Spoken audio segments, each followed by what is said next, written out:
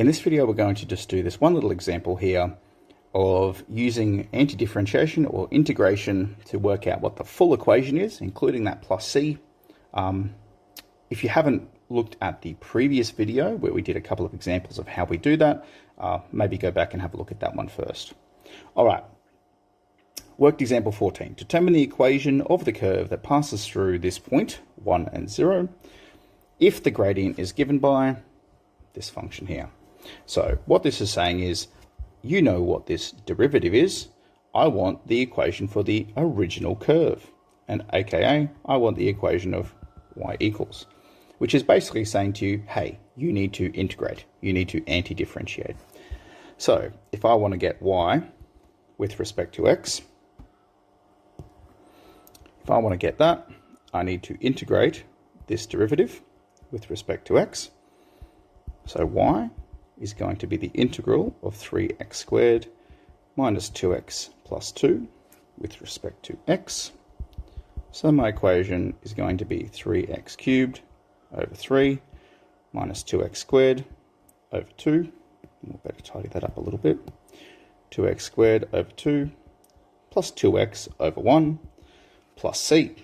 Let's tidy that up a little bit and get rid of some things that we can cancel out nicely. The 3 and the 3 will cancel out to just become x cubed. This 2 and this 2 will cancel out to be minus x squared.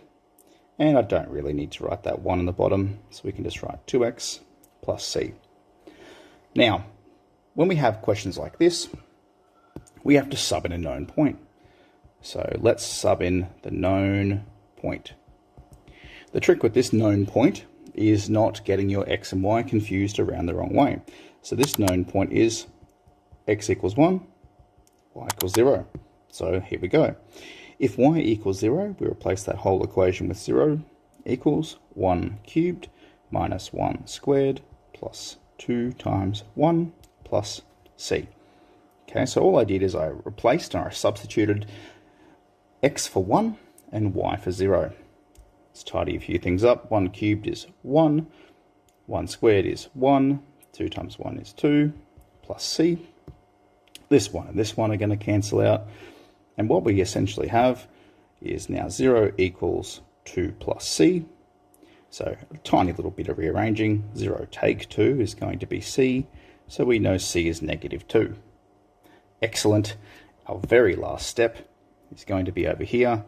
So we're going to say sub c into final equation. All right, here we go. So y with respect to x is going to be x cubed take x squared plus 2x take 2. And there we have it.